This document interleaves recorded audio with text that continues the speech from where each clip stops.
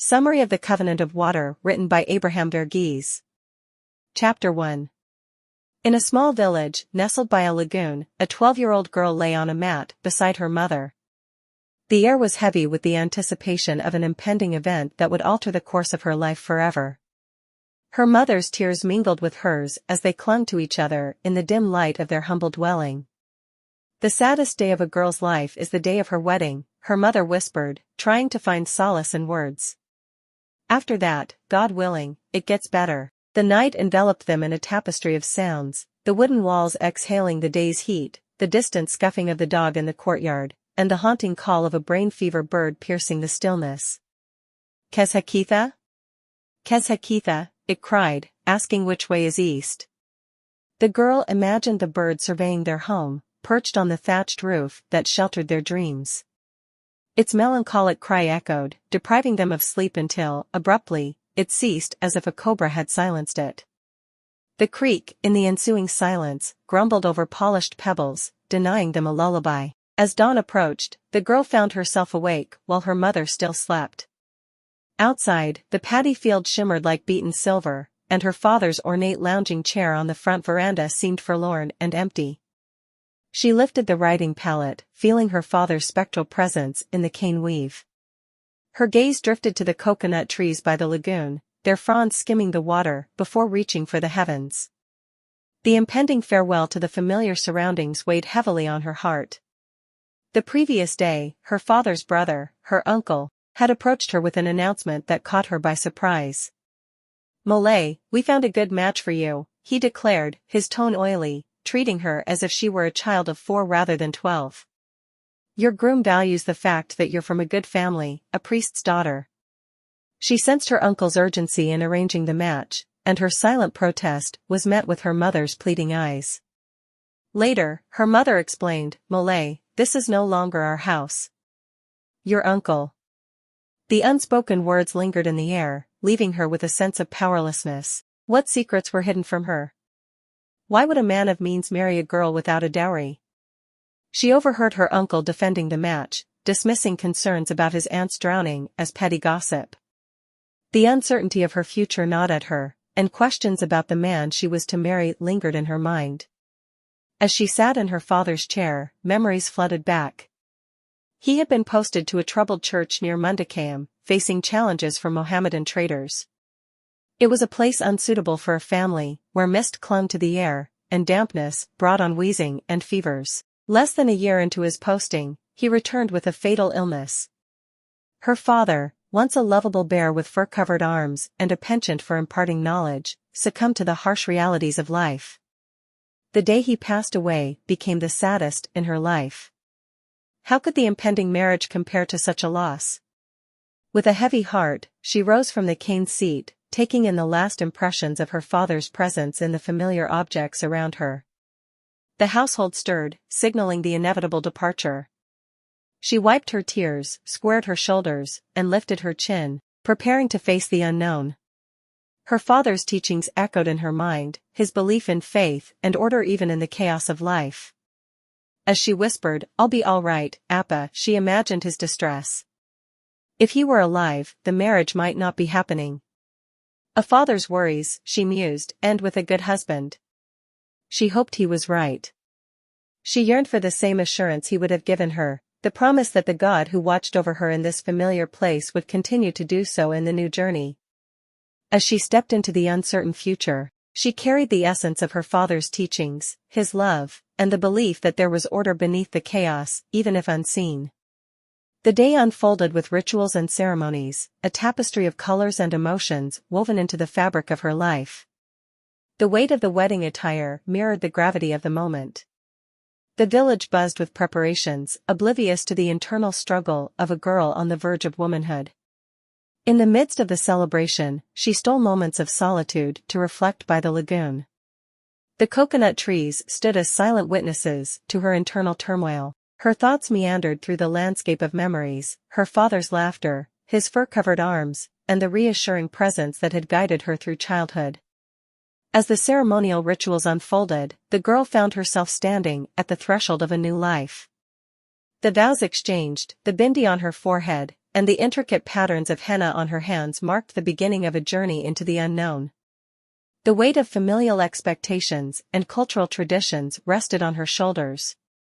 In the evening glow, she took a final glance at the village that had been her home. The lagoon whispered its farewell, and the coconut trees stood tall, bidding adieu to the girl who had grown beneath their shade. The creek, no longer grumbling, seemed to sing a melancholic lullaby, capturing the bittersweet essence of departure. As she embarked on the journey to her new home, the girl carried with her the teachings of her father, faith in the midst of uncertainty, the belief in order beneath chaos, and the enduring promise of a guardian God. The echoes of her father's words accompanied her, a guiding light through the uncharted waters of matrimony. The night settled in, and the lagoon glistened under the moonlight, a silent witness to the passage of time. The girl, now a bride, stepped into the shadows of her new life, guided by the teachings of her father and the silent assurance that the God who watched over her here would be with her always, even unto the end of the world. Chapter 2. The journey to the groom's church was a transformative odyssey for the young bride, a voyage that not only traversed the physical distance between villages, but also bridged the realms of tradition, culture, and personal identity. The boatman skillfully navigated through a labyrinth of unfamiliar canals adorned with flaming red hibiscus, casting a surreal backdrop for the impending union. Houses, precariously close to the water's edge, offered glimpses into the intimate universes within, with squatting figures engaged in the age-old rituals of rice winnowing and communal life. As the boat meandered through this aquatic maze, the young bride found herself surrounded by the vibrant tapestry of daily existence. A boy's voice echoed over the canals, reading the Manorama newspaper to a sightless elder who rubbed his head in response, as if the news inflicted a physical sensation. The boat passed by countless houses, each a microcosm of life, some housing children her age who peered at her journey with curious eyes.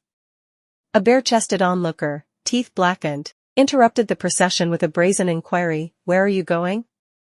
His index finger, coated in powdered charcoal, remained suspended in midair, frozen like an ancient relic. The boatman's glare silenced the intrusive spectator, emphasizing the gravity of the occasion. Emerging from the canals, the boat glided onto a carpet of lotus and lilies, creating an ethereal pathway for the bride. Impulsively, she plucked a lotus blossom, its pink hues contrasting against the murky water beneath. The boatman's stern look hinted at the impropriety, but the bride was captivated by the beauty that emerged from such turbid depths. The journey continued, and the water transformed into a vast lake, its shores stretching beyond visibility.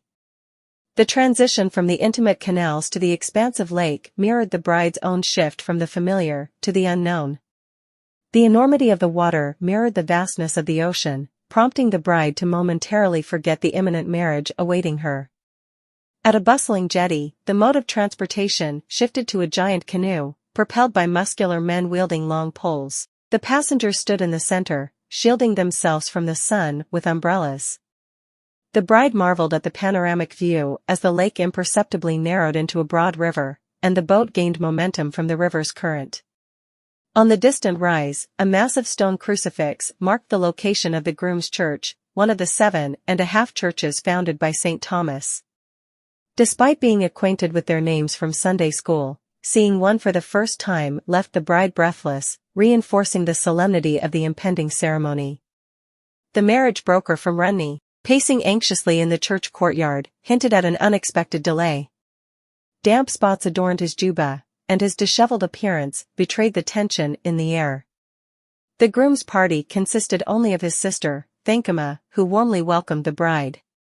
However, the delay and the broker's unease foreshadowed a twist in the narrative. The Aiken, draped in ceremonial stole, inquired about the groom's whereabouts. The bride's uncle coughed, the sound resonating in the empty space of the church. The bride, adorned in the traditional chadda and mundu, felt a shiver despite the sultry atmosphere. The absence of her first cousin, her best friend, added to her apprehension. The disturbance in the air intensified as the groom finally arrived. The Aiken initiated the ceremony, but a startling moment occurred when the groom, mid-service, turned to study the bride with an intensity that disrupted the proceedings. The groom's exclamation, "But this is just a child," reverberated through the church, leaving the bride trembling. As the drama unfolded, Thankama rushed after the fleeing groom, engaging in a comical pursuit near a burdened stone. The conversation between them unveiled the groom's reservations, hinting at an unexpected twist in the matrimonial narrative. Thankama, with humor and wisdom, attempted to persuade her brother to reconsider, emphasizing the bride's virtues and the shame of abandoning her at the altar. The interlude concluded with the groom relenting, a silent agreement forged in the unspoken understanding between siblings. The marriage broker and the Akin, confounded by the unusual turn of events, questioned the nature of the unfolding drama. The bride, amidst the emotional turbulence, found herself at the center of conflicting forces. The Akin's chant resumed, and the groom, now composed, proceeded with the ceremony. The bride's trembling continued, amplified by the unexpected scrutiny and the groom's hands, hot as coals, placing the tiny gold minu around her neck. The groom marked his presence in the church register, and the bride, now officially married, recorded her name and the date, 1900. The groom, seemingly indifferent, walked out of the church, leaving the priest bewildered. The absence of the groom at the jetty intensified the suspense, and Thankama explained his penchant for traveling by foot. As the bride and Thankama embarked on a boat, leaving behind the mother waving from the jetty, a sense of separation permeated the air. The bride clung to Thankama, her new sister-in-law, as the boat ventured toward an unseen destination, symbolizing the profound shift in her life.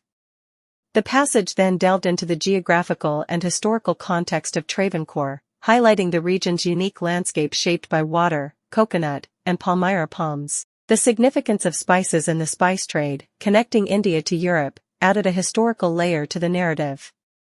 The story also touched upon the intricacies of British rule, princely states, and the emergence of Kerala as a united state.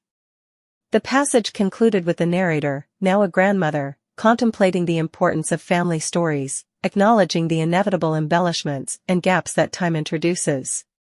In unraveling the narrative, the passage masterfully interwove cultural nuances, historical insights, and personal emotions. The journey from the familiar canals to the vast lake mirrored the bride's transition from her known world to the uncertainties of marriage.